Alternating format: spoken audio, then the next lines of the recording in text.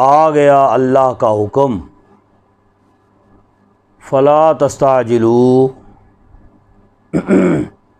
پس نہ جلدی کرو اس کی، یعنی یہ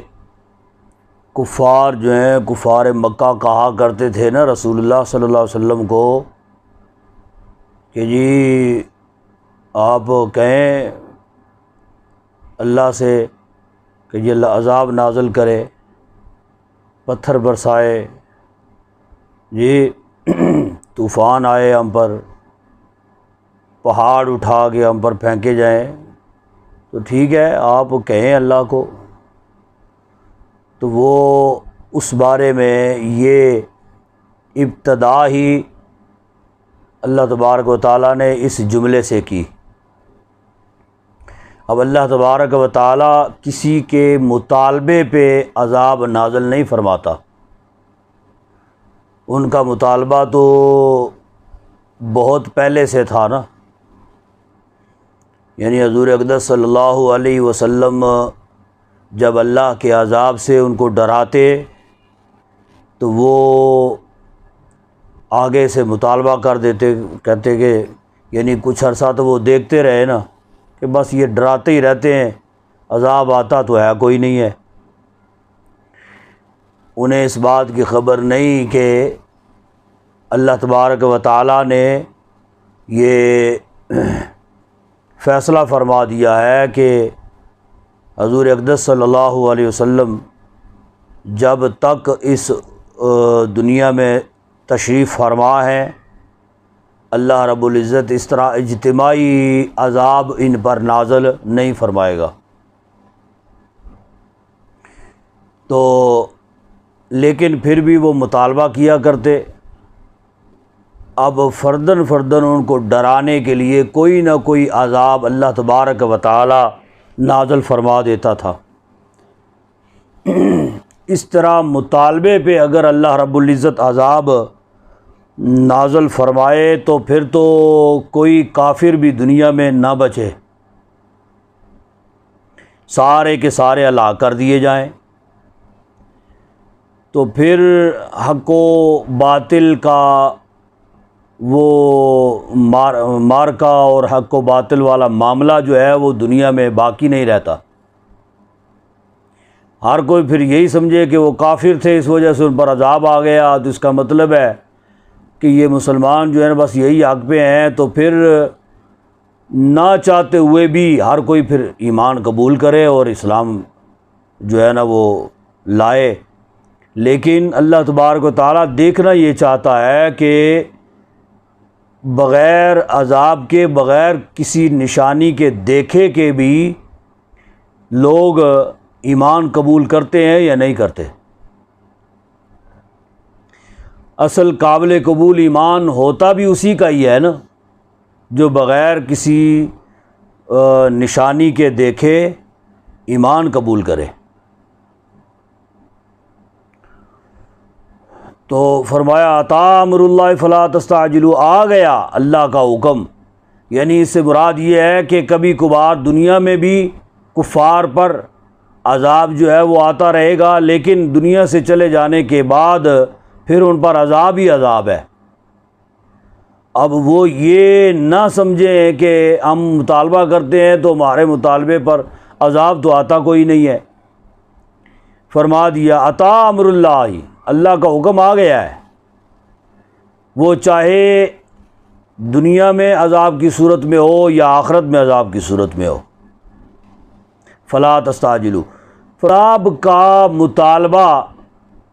کوئی احمق ہی ہوگا جو مطالبہ کرے گا، بے وقوف ہی ہوگا جو عذاب کا مطالبہ کرے گا۔ تو فرمایا کہ تمہیں کس بات کی جلدی ہے کہ جی عذاب آ جائے ہم پر، بات ختم ہو جائے؟ بات ختم ہونے والی کوئی نہیں ہے، ٹھیک ہے؟ عذاب آئے گا تو پھر اس کے بعد عذاب ہی عذاب ہے، اس کے بعد پھر کسی بھی قسم کی کوئی مہلت ہرگز نہیں دی جائے گی۔ سبحانہ و تعالی عما یشرکون، پاکی ہے اس کو، وتعالی اور بزرگ و برتر ہے، عما یشرکون اس سے جس سے وہ شرک کرتے ہیں یا شریک ٹھہراتے ہیں، جس سے وہ شریک ٹھہراتے ہیں۔ یا اللہ رب العزت کی ذات اس سے پاک ہے اور بلند و برتر ہے، بلند و بالا ہے ان کے مشرکوں سے، ان کے شریکوں سے، یعنی جن کو وہ شریک ٹھہراتے ہیں اللہ کا، ان کی کیا اوقات اور کیا حیثیت ہے۔ اللہ تبارک و تعالیٰ کی ذات تو بلند و بالا ہے۔ ينزل الملائکۃ بالروح من امرہ علی من یشاء من عبادہ، نازل فرماتا ہے فرشتوں کو بالروح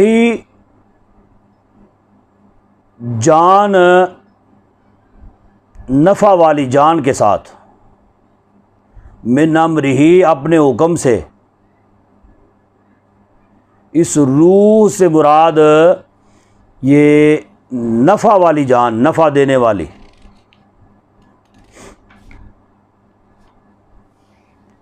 یا نازل فرماتا ہے فرشتوں کو روح کے ساتھ، یعنی وحی کے ساتھ۔ اس سے مراد یہ بھی ہے کہ فرشتے وحی لے کر نازل ہوتے ہیں، من امری اس کا حکم، اس کے حکم سے، علی من یشاء جس پر چاہتا ہے، من عبادی اپنے بندوں میں سے، یعنی اللہ تبارک و تعالی اپنے بندوں میں سے جس پر چاہتا ہے فرشتوں کے ذریعہ سے وہی نازل فرماتا ہے۔ تو وہ کہا کرتے تھے مشرکین مکہ کہ نبی پاک صلی اللہ علیہ وسلم ایک تو وہ یتیم ہے، اب یتیم ہی اللہ کو ملا تھا نبوت کے لیے، نبی ہونے کے لیے یہ یتیم ہی ملا تھا۔ تو دوسرا یہ ہے کہ یہ کسی قوم کے سردار بھی نہیں ہے، جی، یعنی اپنے کسی قبیلے کے کوئی بڑے نہیں ہیں، کوئی چودھری نہیں ہے۔ جیسے چودھری ہوتا ہے نا، کسی قبیلے کا بڑا ہوتا ہے، سردار ہوتا ہے، جی، اور وہ باقی اس قبیلے کے یا اس گاؤں کے جو ہے نا وہ سارے اس کے محتاط ہوتے ہیں۔ تو ان کا گمان یہ تھا کہ کوئی اللہ رب العزت نے اگر نبوت کسی کو دینی بھی تھی تو کم از کم کسی سردار کو دے دیتا، تو وہ سردار اس کے محتاط آنے والے جتنے بھی لوگ ہوتے کم از کم وہ تو ایمان لے آتے نا۔ انہوں نے نہ چوں کرنی تھی اور نہ چاں کرنی تھی، اور انہوں نے کہنا تھا کہ ہمارا سردار نبی بن گیا ہے، انہوں نے فی الفور ایمان لے آنا تھا۔ تو یہ کسی قوم کے کوئی سردار بھی نہیں ہے، اور ہیں بھی یتیم ہے، اور دوسرا کوئی امیر کبیر بھی نہیں ہے، کوئی بہت بڑے لینڈ لارڈ بھی نہیں ہے، جی، یہ بہت بڑے تاجر بھی نہیں ہے، بہت بڑا کوئی وسیع کاروبار ان کا یہ وہ بھی سلسلہ نہیں ہے۔ تو اللہ تبارک و تعالیٰ کو پھر یہی انسان یعنی نبی پاک صلی اللہ علیہ وسلم یہی بندہ ملا تھا نبوت کے لیے۔ تو تب اللہ رب العزت نے یہ حکم نازل فرمایا جس میں بتایا کہ اللہ تبارک و تعالیٰ اپنے بندوں میں سے نبوت کے لیے، رسالت کے لیے چن لیتا ہے جسے چاہتا ہے، اور اس کی طرف پھر نازل فرماتا ہے فرشتوں کو جو وہی لے کر آتے ہیں، اس کا حکم لے کر آتے ہیں۔ تو کس لیے نبی کس لیے مبعوث ہوتے ہیں؟ انذروا انہ لا الہ الا انا فاتقون، اس لیے کہ انذروا کہ تم ڈر سناؤ، یعنی اللہ رب العزت کے عذاب سے ڈراؤ، جہنم سے ڈراؤ، اس کے قہر سے ڈراؤ لوگوں کو، تاکہ لوگ جو ہیں وہ راہ راست پہ آ جائیں۔ انہ لا الہ الا انا فتقون، کہ بے شک وہ لا الہ الا نہیں ہے کوئی معبود الا انا مگر میں، بے شک نہیں ہے کوئی معبود مگر میں، یعنی میں ہی معبود ہوں اور اس کے علاوہ کوئی معبود نہیں ہے۔ فتقون، پس تم مجھ سے ڈرو۔ خالق السماوات والارض بالحق، پیدا کیا اسی نے آسمانوں کو اور زمین کو بالحق، حکمت کے ساتھ، حق کے ساتھ۔ تعالی عما یشرکون، بلند و برتر ہے اس سے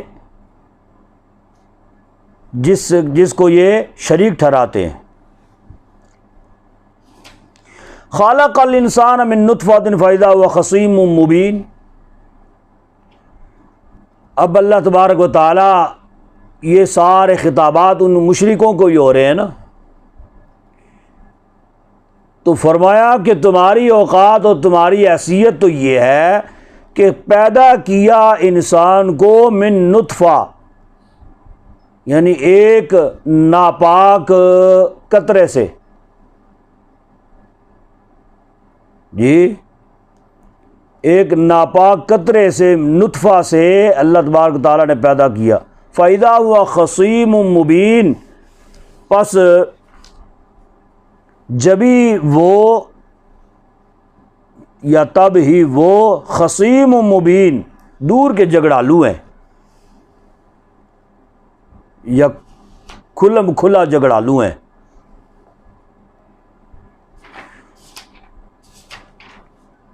وَالْأَنْعَامَ خَلَقَهَا، اور جانور پیدا کیے اس نے، لَكُمْ فِيهَا دِفْءٌ، واسطے تمہارے اس میں گرم لباس یا سردی سے بچاؤ کا ذریعہ، دفء، سردی سے بچاؤ کا ذریعہ یا گرم لباس ہے، یعنی یا تو ان جانوروں کے اوپر گرم لباس ہے کہ ہماری جلدیں انسان کی جو ہے نا یہ انتہائی کمزور،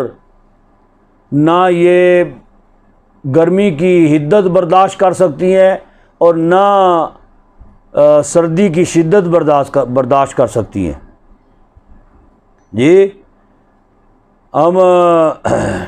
گرمی ہو، سخت گرمی ہو تو پھر بھی ہم دھوپ سے بچاؤ کا کوئی نہ کوئی ذریعہ، کوئی نہ کوئی سبب تلاش کرتے ہیں۔ سردی ہو تو پھر بھی ہم سردی سے اپنے آپ کو بچانے کے لیے جو ہے اپنے اوپر کئی قسم کے کپڑے جو ہے نا وہ لپیٹتے ہیں، جی تاکہ جو ہے نا وہ ٹھنڈ سردی جو ہے وہ ہمارے اندر داخل نہ ہو جائے۔ لیکن یہ گرم لباس سے مراد ایک تو یہ جانوروں کا گرم لباس، یعنی ان کے اوپر جلد اللہ تبارک و تعالیٰ نے ایسی رکھی ہے، یا جلد وہ موٹی ہے، یا جلد کے اوپر بال اتنے زیادہ ہوتے ہیں کہ یہ جانور جو ہیں یہ گرمی سے بھی جو ہے وہ بچاؤ کا، یہ ان کی جلد جو ہے نا وہ کام کرتی ہے، اور سردی سے بچاؤ کا بھی کام کرتی ہے۔ یعنی آپ نے دیکھا ہوگا کہ یہ جانور سخت سردی میں ہم گرم کمروں کے اندر اور گرم لحاف کے اندر اور اوپر چادر وغیرہ کپڑے شپڑے لے کے تو تب بیٹھتے ہیں، تو تب جا کے ہم اپنے آپ کو سردی سے بچا سکتے ہیں۔ لیکن یہ جانور آپ نے دیکھا ہوگا یہ باہر روڈوں کے اوپر گلیوں میں ایسے گھوم پھر رہے ہوتے ہیں۔ بالخصوص یہ جنگلی جانور جو ہیں، یہ ہمارے گھریلو جانور یہ پھر کچھ نازک ہوتے ہیں۔ جنگلی جانور جی نہ ان کو کوئی اندر باندھتا ہے اور نہ ان کا جو ہے نا کوئی ایسا سلسلہ ہوتا ہے۔ کھلے آسمان کے نیچے گرمی ہے، دھوپ ہے یا ٹھنڈا مطلب موسم ہے، سردیاں ہیں تو پھر بھی کھلے آسمان کے نیچے یہ ایسے ہی دن بھی گزارتے ہیں اور راتیں بھی گزارتے ہیں۔ تو یا اس سے مراد یہ ہے کہ ان جانوروں کے ذریعہ سے انسانوں کے لیے گرم لباس ہے۔ یعنی آپ نے دیکھا ہوگا کہ یہ جانوروں کی کھالیں جو ہیں وہ انسان کے لیے کئی لحاظ سے کارآمد ثابت ہوتی ہے۔ کھال جو ہوتی ہے یعنی اس سے جوتے بنتے ہیں پہننے کے لیے، اسی سے چمڑے کی لیدر کی جو ہے نا وہ جیکٹیں بنتی ہیں جو انسان پہنتے ہیں۔ گویا کہ گرم لباس انسان کو میسر ہوتا ہے ان جانوروں کی کھالوں کے ذریعہ سے، اس لیے فرمایا لکم فیہا دفء ومنافع، اور نفع بھی بہت ہے، ومنھا تاکلون، اور اس سے تاکلون گوشت کھاتے ہیں۔ یعنی ان جانوروں سے یہ کھال کے ذریعہ سے ہم اپنے لباس کے حوالے سے فائدہ لے سکتے ہیں، اور اس کے اندر کا گوشت جو ہے وہ ہم کھاتے ہیں۔ ٹھیک ہے، وَلَكُمْ فِيهَا جَمَالٌ، اور تمہارے لیے اس میں خوبصورتی بھی ہے، شان و شوکت ہے۔ یعنی جس نے مال رکھا ہوا ہو، جی مال مویشی جنہوں نے رکھے ہوئے ہوں تو ان کی بڑی ٹھاٹھ باٹ ہوتی ہے جی، اور وہ کئی جانوروں کو جو ہے نا وہ پھر پکڑ کے گھومتے پھرتے ہیں آگے پیچھے، ان کو نہلاتے ہیں بڑے فخر کے ساتھ۔ تو مال مویشی ظاہری بات ہے کہ مطلب انسان کے لیے بہت بڑا نفع کا ایک سبب بھی ہے، تو اس وجہ سے فرمایا اس میں تمہارے لیے شان و شوکت بھی ہے، خوبصورتی بھی ہے۔ یا مطلب یہ گھوڑے وغیرہ جو ہوتے ہیں ان پر لوگ بڑے شوق سے سواری کرتے ہیں جی، یہ گھوڑے مطلب روزی کا سبب بھی ہوتے ہیں، لیکن بعض گھوڑے ایسے خوبصورت گھوڑے ہوتے ہیں کہ ان کے اوپر بیٹھ کر سواری کی جاتی ہے اور اپنی بڑی شان سمجھی جاتی ہے، اور اس پر بڑا فخر کیا جاتا ہے کہ میں نے گھوڑے پہ سواری کی ہے۔ اور بعض مقامات پہ یہ جتنے یہ ہوتے ہیں اپنے اپنے قبیلوں کے سردار یا وڈے وڈیرے جو ہوتے ہیں جی، وہ بڑی پگ شگ باندھ کے لمبا سا شملہ اوپر نکال کے تو وہ گھوڑے کے اوپر بیٹھے ہوتے ہیں جناب علی، بیٹھ کے تو پھر سیر و تفریح کرتے ہیں، ادھر گھومتے پھرتے ہیں، تو وہ بڑی ٹھاٹھ باٹ ہوتی ہے گھوڑے کی سواری کرنا۔ حین تریحون، جب کہ اچھا اس میں کیا ہے شان و شوکت بھی ہے، حین تریحون وحین تسرحون، جس وقت تم شام کو لاتے ہو،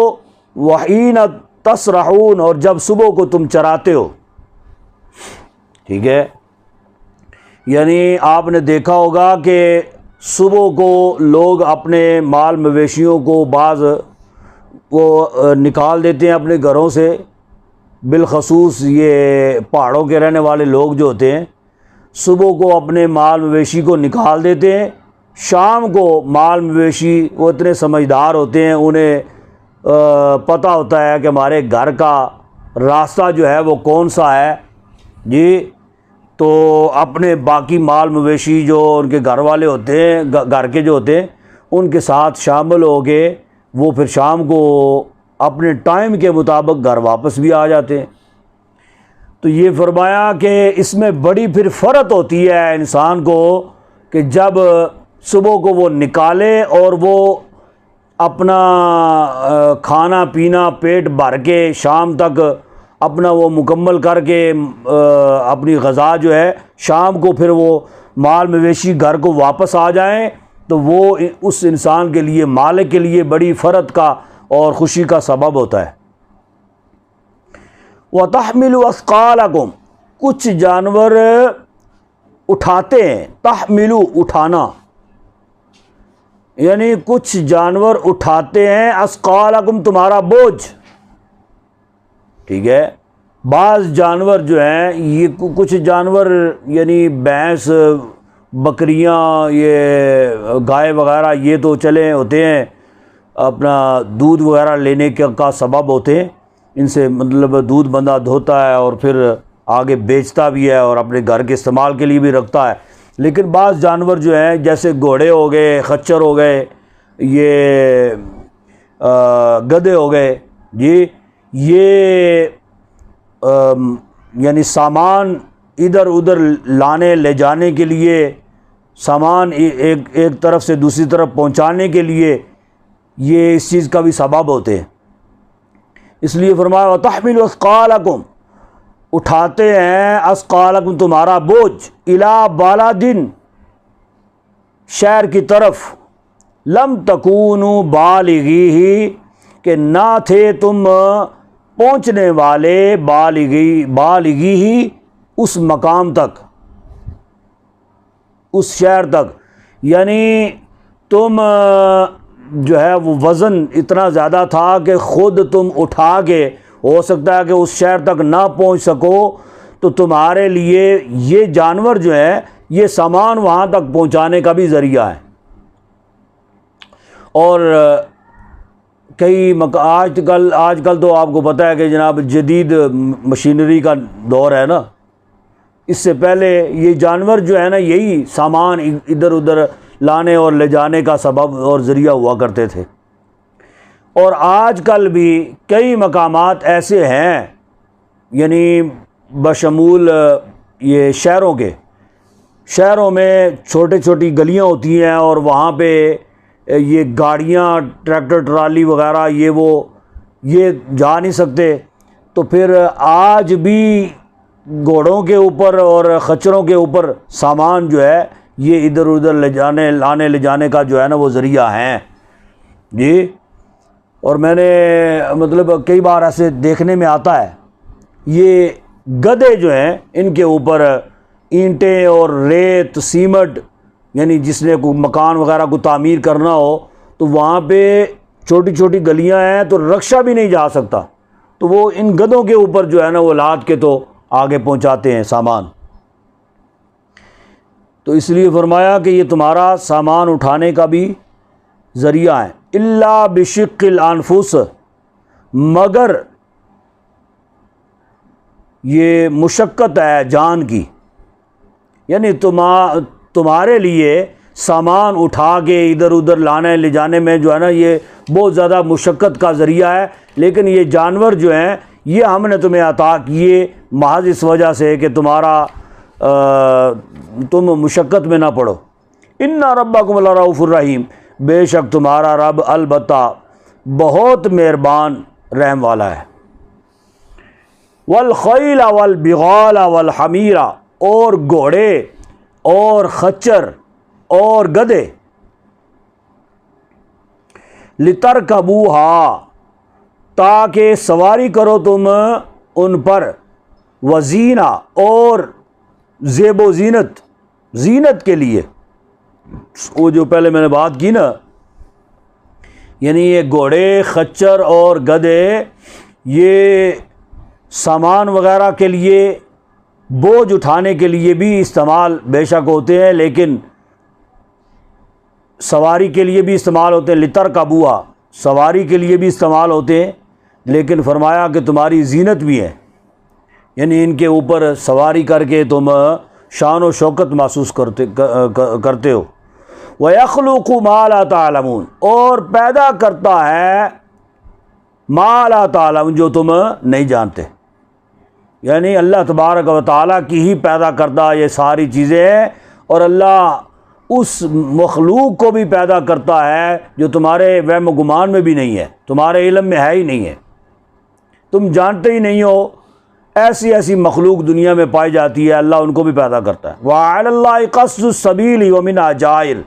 اور اللہ پر ہے مقصود، یا اللہ کے پاس ہے راستہ، یہ ٹھیک راستہ،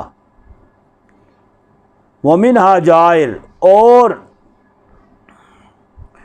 اسی میں ہے ظلم والا بھی راستہ، یعنی اللہ رب العزت نے اللہ کو پانے کا جو راستہ ہے جی، جو سیدھا راستہ صراط مستقیم ہے، وہ تو ہے، سیدھا راستہ ہے اور وہ اللہ رب العزت کی طرف جا رہا ہے، لیکن فرمایا کہ بیچ میں ٹیڑھے راستے بھی ہیں۔ جو ایک ہی راستہ، جو سیدھا راستہ ہے وہ ایک ہی ہے، لیکن ٹیڑھے راستے بھی ہیں، منہا جائر، ٹیڑھے راستے بھی ہیں، کوئی دائیں نکل رہا ہے، کوئی بائیں نکل رہا ہے، اور وہ سارے کے سارے شیطان کے راستے ہیں۔ وَلَوْ شَاءَ لَهَدَاكُمْ أَجْمَعِينَ، اور اگر اللہ چاہتا لَهَدَاكُمْ، البتہ ہدایت دیتا تمہیں، اجمعین، تم سب کو، یعنی اللہ تبارک و تعالیٰ اگر چاہتا تم سب کو ہدایت دے دیتا، سیدھے راستے پہ ہی تم سارے چلتے اور پہنچتے، لیکن اللہ تبارک و تعالیٰ نے اس بات کا اختیار بھی تمہیں دے دیا ہے کہ دیکھیں کہ یہ سیدھے راستے پہ ہی یہ چلتے ہیں یا ٹیڑھے راستے پہ بھی جاتے ہیں، اور پھر اللہ تبارک و تعالیٰ اس چیز کا پھر فیصلہ فرمائے گا۔ وَالَّذِي أَنزَلَ مِنَ السَّمَاءِ مَاءً لَكُمْ، وہ ہے جس نے، یعنی اللہ وہ ہے، انزلہ، اتارا، نازل کیا، من السماء، آسمان سے، ماءً، پانی، لکم، واسطے تمہارے، منہ شراب، واسطے تمہارے، منہ، اس میں پینا ہے، شراب پینا ہے، ومنہ شجر، اور اس میں درخت ہیں، فیہ تسیمون، اس میں تم چراتے ہو، ٹھیک ہے۔ یعنی یہ پانی جو اللہ تبارک و تعالیٰ نے آسمان سے نازل کیا بارش کے ذریعہ سے، یہ پانی گو کے سمندروں میں جمع ہوتا ہے، اور پھر سمندر سے پھر نہریں نکال کے، سمندر کا پانی حالانکہ کھاری ہوتا ہے، پینے کے قابل نہیں ہوتا، لیکن اللہ رب العزت کا نظام ہے، اس میں سے پھر نہریں نکال کے پانی اس میں ڈالا گیا، تو جب نہروں میں پانی آیا تو وہ پانی پینے کے قابل ہو گیا جی۔ اور کئی مقامات پر جہاں پہ پانی کا اہتمام نہیں ہے، نہ وہاں پہ بور ہو سکتے ہیں اور نہ جو ہے پانی کا اور کوئی ذخیرہ کرنے کا کوئی ذریعہ ہے، وہاں پہ سوائے بارش کے اور کوئی ذریعہ نہیں ہے۔ میں جب پڑھتا تھا وہاں پہ لاہور، تو اس وقت ایک مولانا صاحب، انہوں نے انتہائی بیکورڈ علاقے میں، یہ خیبر پختونخوا سے بھی کوئی آگے کوئی علاقہ تھا، تو وہاں پہ انہوں نے درس بنایا، تو وہ جگہ وہاں پہ بڑی سستی ہوتی ہیں، کھلی جگہ ہوتی ہیں، تو جتنی مرضی 2-2 4-4 کنال 10-10 کنال پہ آپ وہ جگہ جو ہے نا وہ کنٹرول میں کر لیں تو تھوڑے داموں جو ہے نا وہ جگہ مل جاتی ہے،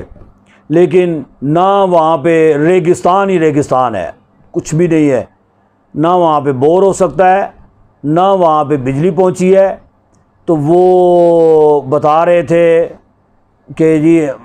پانی، مطلب ان سے پوچھا کہ آپ نے پانی کا ذریعہ کیا بنایا، وہاں پہ آپ کو پانی کہاں سے میسر ہوتا ہے، کہاں سے دستیاب ہوتا ہے؟ وہ انہوں نے کہا کہ جی ہم نے کھلا، وہ درس ہے، بڑا میدان ہے 4 دیواری کے اندر درس کا، تو اس کے اندر ہم نے ہوز بنائے ہوئے بڑے بڑے کھدائی کر کے نا، تو وہ ہم نے مطلب سیمٹڈ کر دیے۔ اب جب بارش ہوتی ہے وہ ہوز بھر جاتے ہیں، تو وہی ہوز جو ہے نا وہ ہم پھر پینے کے لیے، نہانے کے لیے، کھانے وغیرہ کے لیے اسی سے پانی لیتے اور استعمال کرتے ہیں۔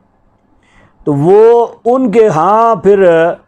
جو ہے وہ پانی پینے کا ذریعہ فقط بارش ہے، اور اس کے علاوہ کچھ نہیں ہے۔ بارش ہوگی تو وہ پانی اس میں سٹاک ہوگا، اور سٹاک پانی کو وہ پھر استعمال کرتے رہیں گے۔ تو فرمایا کہ یہ آسمان سے نازل ہونے والا پانی یہ تمہارے پینے کے لیے بھی ہے، اور وَمِنْهُ شَجَرٌ، اور تمہارے درختوں کے لیے بھی ہے۔ درختوں کے لیے کیسے؟ بعض مقامات پر اور کوئی ذریعہ نہیں ہے، کوئی ٹیوب ویل وغیرہ یہ وہ نہیں ہے، سوائے بارش کے پانی کے۔ بارش کا پانی آتا ہے تو پھر اپنا وہ درخت جو ہے نا وہ ہرے بھرے ہوتے ہیں، ٹھیک ہے. درختوں کے لیے بھی بارش کا پانی بہت کارآمد اور موزوں ہے. اور پھر اس درخت سے پھر جو جب ہرے بھرے ہوتے ہیں اس میں وہ سر سبز و شاداب جب ہو جاتے ہیں، پتے اگتے ہیں، تو وہی پھر پتے اور وہ درخت جو ہیں وہ ہمارے جانوروں کے چرانے کا بھی ایک ذریعہ ہوتے ہیں. اس میں سے ٹہنیاں اتار اتار کے پتے جو ہیں نا وہ جانوروں کو کھلائے جاتے ہیں. ینبت لکم بہ الزرع، اگاتا ہے واسطے تمہارے اس سے، یعنی اس پانی سے، یعنی آسمان سے نازل ہونے والا پانی جو ہے وہ اس میں کتنے فوائد ہیں. ایک تو یہ ہے کہ پینے کا ذریعہ ایک درختوں کے لیے، اور پھر درختوں سے پھر آگے جب وہ ہرے بھرے ہو جاتے ہیں تو وہ جانوروں کے لیے کارآمد. اور پھر فرمایا کہ تمہاری کھیتی باڑی، یعنی بعض مقامات پر جو ہے وہ بارشی پانی کے ذریعہ سے ہی کھیتی باڑی جو ہے نا وہ پروان چڑھتی ہے. یعنی وہ کہا کرتے ہیں کہ جی دعا کریں جی بارش ہو جائے، فصل جناب علی اچھی ہو جائے. جی بارش ہوگی تو فصل اچھی ہوگی. تو وہ جی اب بارش کی ضرورت ہے، جی فصلیں جو ہیں نا وہ اب اپنا پکنے پہ آئی ہوئی ہیں، بارشوں کی ضرورت ہے، یا فصلیں وہ مطلب صحیح اگ نہیں رہی ہیں، یا وہ پروان نہیں چڑھ رہی ہیں، جی جب تک بارش نہ ہو جائے. اور پھر اللہ کی شان کہ کسی مقام پہ بارش ہونے کی ضرورت ہوتی ہے، وہ بارش ہونے کی دعا کرواتے ہیں، اور کسی مقام پہ بارش نہ ہونے کی ضرورت ہوتی ہے. جب پھر فصلیں پک جاتی ہیں اور ان کو کاٹنے کا ہی وہ وقت آ جاتا ہے، پھر وہ یہ دعا کر رہے ہوتے ہیں کہ اللہ کرے بارش نہ ہوئے، جی کہ ہم فصلیں جو ہیں نا وہ کاٹ لیں اور سمیٹ لیں، یہ اناج جو ہے نا وہ ہم ذخیرہ کر لیں، اس کے بعد بارش ہوتی ہے تو پھر بے شک ہوتی رہے. وہ ایک مرتبہ ایسے ہوا کہ میں نماز کے لیے جب بیٹھا مصلی پہ، ایک بندہ آیا، اس نے آ کے کہا کہ جی دعا کریں اللہ پاک بارش دے، جی ساڑھے علاقے دے بارش کی بڑی سخت ضرورت ہے جی فصلاں واسطے. میں کہا جی چلو ٹھیک ہے جی. عین اسی وقت میں ایک اور بندہ آ گیا، اس نے کہا کہ جی دعا کریں جی بارش رک جائے. میں کہا یار بارش اتنے ہوئی کھڑی، نہیں ساڑھے علاقے بڑی بارش ہو رہی، بارش کی ضرورت کوئی نہیں، دعا کرو بارش تھم جائے. یعنی کسی مقام پہ بارش ہونے کی ضرورت ہوتی ہے اور کسی مقام پہ بارش کو روکنے کے لیے دعا کی جاتی ہے. تو یہ اللہ کی شان ہے. فرمایا کہ اس کے ذریعہ سے یہ اگاتا ہے، ینبت لکم اگاتا ہے تمہارے لیے اسے، زرع کھیتی کو، والزیتون اور زیتون، والنخیل اور کھجور، والاعناب اور انگور، ومن کل ثمرات اور ہر قسم کے پھل. یہ بارش کے پانی کے ذریعہ سے اللہ تبارک و تعالیٰ اگاتا ہے. ان فی ذلک لآیۃ لقوم یتفکرون، بے شک اس میں البتہ نشانیاں ہیں اس قوم کے لیے جو غور و فکر کرتے ہیں. وسخر لکم اللیل والنہار، یعنی اللہ تبارک و تعالیٰ نے انسان کے لیے کیسی کیسی نعمتیں اور کتنے بڑے انعامات جو ہیں نا وہ دنیا میں رکھے ہیں. انسان اگر غور کرے تو پھر ساری زندگی سجدے میں پڑا رہے تو پھر بھی اللہ رب العزت کے احسانات کا بدلہ نہیں چکا سکتا. وسخر لکم اللیل، مسخر کیا یعنی تابع کیا، انسان کے تابع فرمان کیا، لکم تمہارے لیے، لیلا رات کو، والنہارا اور دن کو، یعنی انسان کے تابع کیا. انسان کے لیے اللہ تبارک و تعالیٰ نے رات کو پیدا کیا ہے، دن کو پیدا کیا ہے. رات میں یہ انسان پھر سکون حاصل کرتا ہے، آرام کرتا ہے. یہ جسم کو توانائی عطا کرنے کے لیے، تندرست و توانا رکھنے کے لیے آرام کرنا یہ بھی ضروری ہے، نیند کرنا یہ بھی ضروری ہے. نیند اگر آپ نہ کریں گے 2 دن 3 دن تک آپ جاگتے رہیں اس کے بعد آپ لاغر ہو جائیں گے، کسی کام کو کرنے کا دل نہیں کرے گا، جی بس یہی دل کرے گا وہی بس پیر اب یہ کسی پاس ہے جی۔ تو یہ پھر آرام کے لیے اللہ تبارک و تعالیٰ نے رات کو، یعنی اس رات سکون والی بنائی ہے، اور رات کو پھر بعض اوقات آپ نے دیکھا ہوگا رات کمرے میں آپ جائیں تو لائٹ جل رہی ہو تو کسی کو نیند بھی نہیں آتی جی، وہ کہتے ہیں کہ جی لائٹ بند کرو تا نیند رافسی۔ وہ اب رات اسی لیے اندھیری اللہ رب العزت نے بنائی ہے کہ سونے کا یہ ذریعہ ہے، اس وجہ سے اندھیری ہونی چاہیے۔ فرمایا کہ یہ تابع کر دیے ہیں تمہارے لیے، انسان کے لیے اللہ نے کیا، رات کو اور دن کو، وہ شمس اور سورج کو، والقمر اور چاند کو۔ یہ سارے انعامات اور یہ ساری کرم نوازیاں انسانوں کے لیے ہیں جی۔ یعنی سورج جو ہے یہ بھی پھلوں کے پکنے کے لیے اور فصلوں کو پکنے کے لیے، فصلوں کو جو ہے نا وہ مطلب پروان چڑھانے کے لیے اللہ تبارک و تعالیٰ سورج کی روشنی کو بھی، یہ بہت کارآمد چیز یعنی فصلوں کے لیے۔ اور آپ نے دیکھا ہوگا کہ اگر آپ کسی درخت کو، کسی پودے کو آپ کسی کمرے کے اندر اگر آپ اگائیں تو وہ ہو سکتا ہے کہ ادھر ہی وہ مر جائے، ختم ہو جائے، اگے ہی نہ۔ لیکن آپ اسی پودے کو کھلے آسمان کے نیچے سورج کی روشنی میں اگر آپ لگائیں گے تو وہ اگے گا۔ سورج کی روشنی درخت کو اگنے کے لیے، اناج کو اگانے کے لیے، پکانے کا جو ہے نا وہ ایک ذریعہ ہے، اور چاند کی روشنی بھی۔ والنجوم مسخرات بامری، اور ستارے بھی مسخر ہیں یا تابع فرمان ہے بامر ہی، اس کے حکم کے ساتھ۔ ان فی ذلک لآیۃ لقوم یعقلون، بے شک اس میں البتہ نشانیاں ہیں اس قوم کے لیے جو دماغ رکھتے ہیں،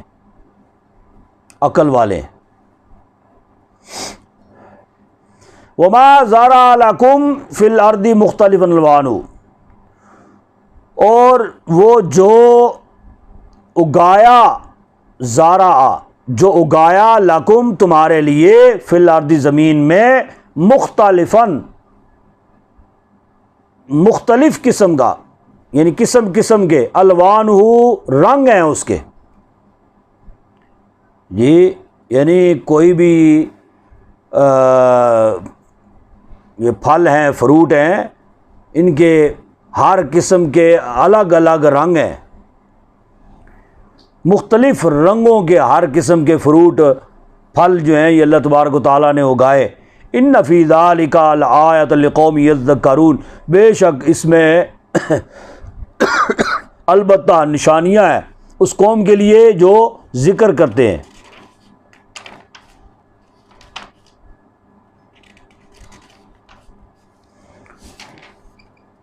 وَهُوَ الَّذِي سَخَّرَ الْبَحْرَ لِتَأْكُلُوا مِنْهُ، اور اللہ وہ ہے جس نے تابع کیا یا مسخر کیا بحر، دریا کو جی، یعنی اللہ تبارک و تعالیٰ نے دریا کو تابع کر دیا انسان کے، یعنی دریا میں سے وہ کوئی نہر نکالنا چاہے، کوئی اور مطلب پانی اس میں سے لینا چاہے تو یہ انسان کے لیے اللہ تبارک و تعالیٰ نے انسان کے لیے مسخر کر دیا ہے۔ لِتَأْكُلُوا مِنْهُ، تاکہ کھاؤ اس میں سے، لحمن گوشت، طریًّا یعنی پاکیزہ گوشت، یعنی دریا کے اندر سے شکار کر کے مچھلیاں جو نکالی جاتی ہیں، مچھلیوں کا گوشت کھایا جاتا ہے جی۔ تو یہ لِتَأْكُلُوا مِنْهُ لَحْمًا طَرِيًّا سے مراد مچھلیوں کا گوشت، تاکہ تم کھاؤ اس میں سے پاکیزہ گوشت۔ وَتَسْتَخْرِجُوا مِنْهُ حِلْيَةً تَلْبَسُونَهَا، اور تاکہ تم نکالو اس میں سے حلیتن زیور، تلبسونا اپنے پہننے کے لیے، تلبسونا تاکہ تم اس کو پہنو. یعنی انسان سمندر کے اندر غوطہ زن ہو، جی غوطہ لگائے زمین سمندر میں، نیچے تہ میں جائے اور وہاں سے اس کو بڑے بڑے قیمتی موتی، قیمتی جو ہے نا وہ اشیاء جو ہے نا وہ انسان کو میسر ہوتی ہیں، ملتی ہیں. یہ سپیاں جو ہوتی ہیں یہ ملتی ہیں، قیمتی قسم کے موتی انسان کو دستیاب ہوتے ہیں نیچے سے، اور وہ پھر انسان کے پہننے کا بھی ایک ذریعہ ہوتے ہیں اور اس کے روزگار کا بھی ایک ذریعہ ہوتے ہیں. آپ نے دیکھا ہوگا کہ کئی مقامات پہ یہ ساحل سمندر پہ اب اگر آپ جائیں، دریا یا نہروں کے کناروں پہ لوگوں نے سپیوں کے ہار بنائے ہوئے ہوتے ہیں، جی تو وہ بھی بڑا خوبصورت ایک مطلب ایک قسم کا ایک زیور ہوتا ہے. وَتَرَى الْفُلْكَ مَوَاخِرَ فِيهِ وَلِتَبْتَغُوا مِنْ فَضْلِهِ وَلَعَلَّكُمْ تَشْكُرُونَ. اور تو دیکھتا ہے کشتیوں کو، وَتَرَى الْفُلْكَ تو دیکھتا ہے کشتیوں کو، مَوَاخِرَ فِيهِ کہ وہ پانی کو چیرتی ہوئی چلتی ہیں، وَلِتَبْتَغُوا اور تاکہ طلب کرو، تلاش کرو، من فضلہ اپنے اس کا فضل، یعنی اس کا فضل تم تلاش کرو، وَلَعَلَّكُمْ تَشْكُرُونَ اور تاکہ تم شکر کرو، تاکہ تم شکر بجا لاؤ. وَأَلْقَوْا فِي الْأَرْضِ رَوَاسِيَ یعنی ایک تو یہ کشتی کا ذکر ہوا نا، کشتی پانی کو چیرتی ہوئی آگے چلتی ہے، اور پھر فرمایا کہ بعض مقامات پر پانی جو ہے وہ، حالانکہ پانی بہت پاورفل اور طاقت والی چیز ہے، جب یہ بگڑ جائے تو پھر پتہ نہیں کیا کچھ بہا کے لے جاتا ہے، لیکن اسی پانی کے اندر پھر کشتیاں جو ہے نا وہ تیر رہی ہوتی ہیں. تو یہ اللہ کا خصوصی فضل یہ ہے. وَأَلْقَى فِي الْأَرْضِ رَوَاسِيَ أَن تَمِيدَ بِكُمْ اور ٹھونس دیں زمین میں، رواسیہ کیلیں. یہ جو خشکی کا حصہ ہے نا، یہ کائنات کے اندر گویا کہ 3 حصے پانی ہے اور ایک حصہ خشکی کا ہے. یہ زمین جو ہے نا، یہ خشک زمین، یہ 3 حصے پانی ہے، ایک حصہ یہ خشکی کا ہے. گویا کہ یہ ایک حصہ جو خشکی کا ہے، یہ باقی سارا پانی ہی پانی ہے. یہ یوں سمجھ لیں کہ جیسے کبھی آپ نے محسوس کیا ہوگا یا دیکھا ہوگا نیٹ شیٹ کے ذریعہ سے کہ چاروں اطراف پانی ہے اور درمیان میں کوئی نہ کوئی ذخیرہ، وہ کیا اس کو کہتے ہیں، جزیرہ جو ہوتا ہے نا وہ نکلا ہوا ہوتا ہے، زمین کا ایک ٹکڑا چھوٹا سا وہ باہر نکلا ہوا ہوتا ہے. جی باقی ہر جگہ پہ پانی ہوتا ہے، اور وہ ایک حصہ جو ہے نا وہ پانی کے اندر سے باہر نکلا ہوا ہوتا ہے. اسی طرح باقی ہر جگہ پہ پانی ہے. تو یہ پانی، یہ زمین جو ہے یہ گویا کہ یہ خشک حصہ یہ ایک حصہ ہے، باقی 3 حصے پانی ہے. اب پانی کے اوپر جتنی بھاری وزنی چیز آپ رکھ دے تو وہ جو ہے نا وہ ساکن نہیں ہو سکتی ہے، پانی کے اوپر ساکن نہیں ہو سکتی، وہ اچکولے ہی کھاتی رہے گی ایسے ایسے. اب یہ کشتی جو ہے بڑے بڑے بھاری جہاز ہوتے ہیں، بڑے بڑے بھاری جہاز ہوتے ہیں، اور اس کے ان باری جہازوں کے اوپر آپ جتنے مرضی ٹنوں وزن جو ہے نا وہ آپ اس کے اوپر ڈال دیں، لیکن پھر بھی وہ اچکولے ہی کھائے گا، ایسے وہ ساکن نہیں ہو سکتا پانی کے اوپر۔ اب یہ زمین ساکن کیسے ہے جی؟ اس کو بھی یہ پانی کے اوپر ہی ہے، گویا کہ نیچے پانی ہے اور اطراف میں بھی پانی ہے، تو پھر بھی زمین جو ہے وہ حرکت نہیں کرتی، یہ ایسے اچکولے نہیں کھاتی، حرکت نہیں کرتی جیسے زمین کے پانی کے اوپر کوئی بھی چیز آپ رکھیں تو وہ حرکت کرتی ہے، ایسے نہیں ہے۔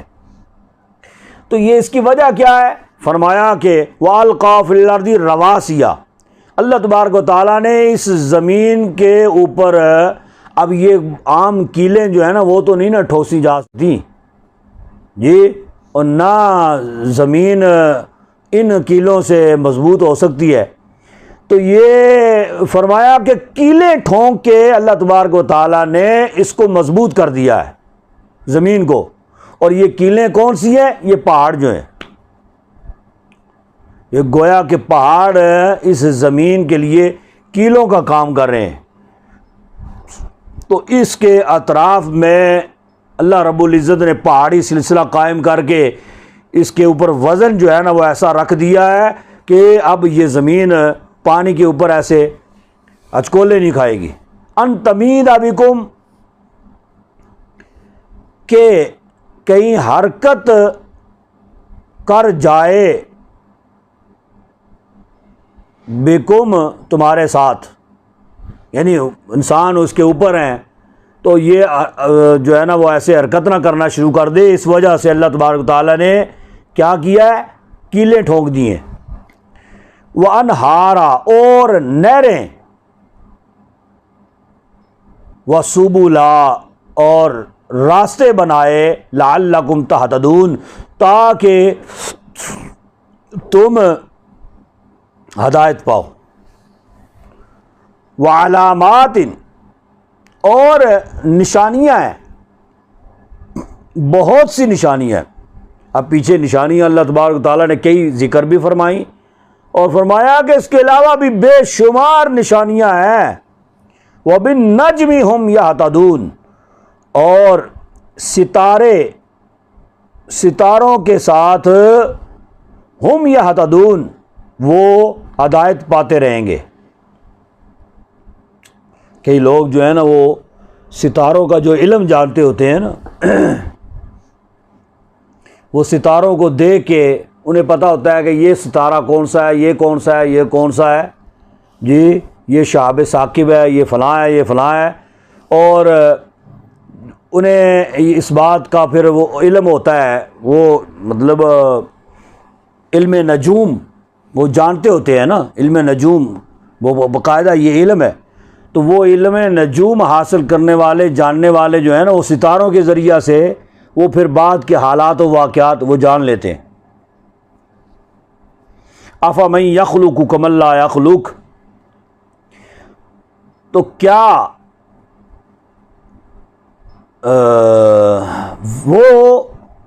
وہ ذات یخلق جو خالق ہے، یا جس نے جو بنائے یا جو پیدا کرنے والی ہے، کمن لا یخلق، ایسے ہو سکتی ہے کہ جو خالق نہ ہو، یا جو بنانے والی یا جو پیدا کرنے والی نہ ہو؟ یعنی اللہ تبارک و تعالیٰ کی ذات، یہ ان مشرکوں کو کہا گیا نا جو اپنے ہاتھوں سے بتوں کو بنایا کرتے تھے، گڑھتے تھے، تو فرمایا کہ یہ بت تو خود گڑھے ہوئے ہیں، خود تراشے ہوئے ہیں، انہوں نے آگے کسی چیز کو جو ہے وہ پیدا کیا کرنا ہے جی؟ تو یہ اللہ تبارک و تعالیٰ کی ہی ذات ہے جس نے تمام مخلوق کو پیدا کیا ہے، تو وہ اللہ کی ذات جس نے تمام مخلوق کو پیدا کیا ہے، وہ اس جیسے کیسے ہو سکتی ہے کہ جس نے پیدا ہی کچھ نہیں کیا؟ افلا تذکرون، کیا تم نصیحت نہیں مانتے؟ وَإِن تَعُدُّوا نِعْمَتَ اللَّهِ لَا تُحْصُوهَا، اور اگر تم گننا چاہو، شمار کرنا چاہو نعمت اللہ، اللہ کی نعمتوں کا، لا تحصوها، تو نہ گن سکو گے، کبھی بھی شمار نہ کر سکو گے۔ کتنی اللہ کی نعمتیں ہیں. ان اللہ لغفور رحیم، بے شک اللہ البتہ بخشنے والا بہت مہربان ہے.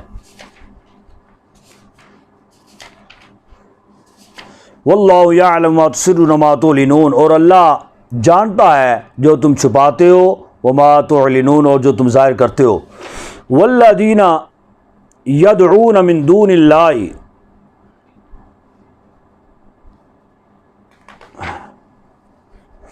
اور وہ لوگ جو عبادت کرتے ہیں اللہ کے غیر کی، اللہ کے سوا کی عبادت کرتے ہیں، لا یخلقون شیئا، کہ نہیں پیدا کر سکتے کچھ بھی، وہم یخلقون، اور وہ خود سب پیدا کیے گئے ہیں.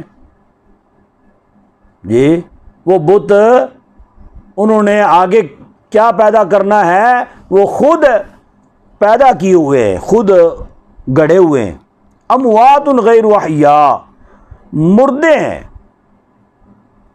وہ بت ان کے جو ہیں جن کی وہ پوجا کرتے ہیں. ٹھیک ہے، یہ پیچھے سارا ذکر مشرکوں کا چل رہا ہے. ٹھیک ہے، اب بیچ میں سے کوئی یہ والی آیت نکال کے کہے کہ جی یہ اللہ نے فرمایا یہ اولیاء کاملین کے بارے میں،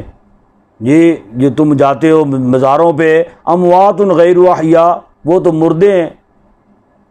وہ زندہ ہے ہی نہیں ہے. غیر احیاء، وہ زندہ ہے ہی نہیں ہے، تم ان کے پاس کیا لینے جاتے ہو؟ تو یہ سب سے بڑی حماقت ہے،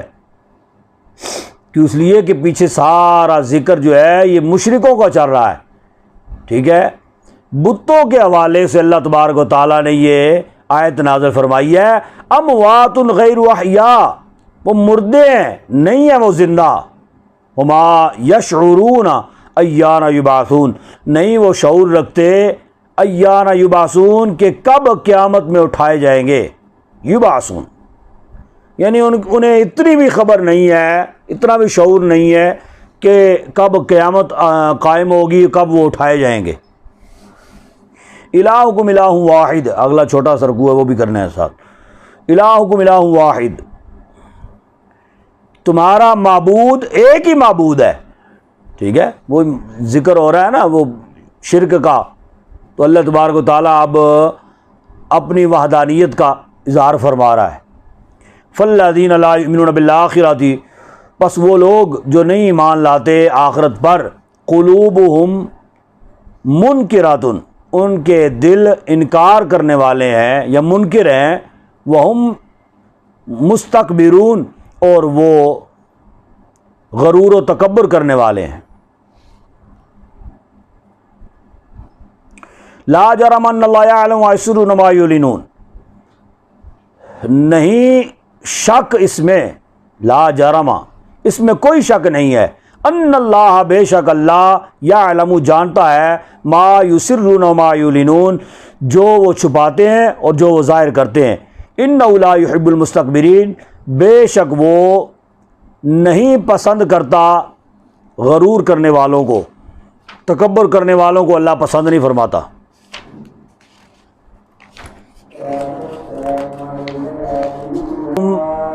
ماذا انزل ربکم، اور جب پوچھا گیا ان سے ماذا انزل ربکم، کہ کیا نازل کیا ہے تمہارے رب نے، قالوا اساطیر الاولین، بولے کہ قصے کہانیاں ہیں پچھلوں کی، بناوٹی کہانیاں ہیں پچھلوں کی. لیحملوا اوزارہم، تاکہ اٹھائیں اوزارہم بوجھ اپنا، کاملۃ یوم القیامت، پورے کا پورا آخرت کے دن میں. ومن اوزار الذین یضلون بغیر علم، اور کچھ بوجھ ان لوگوں کا جو گمراہ کرتے ہیں ان کو بغیر علم، ناسمجھی کے ساتھ یا بغیر علم کے، یعنی وہ اپنا بھی بوجھ اٹھائیں گے، ٹھیک ہے، اور ان کا بھی بوجھ اٹھائیں گے جنہوں نے ان کو گمراہ کیا. الا ساء ما یزرون، خبردار برا ہے وہ جو بوجھ اٹھاتے ہیں. ٹھیک ہے،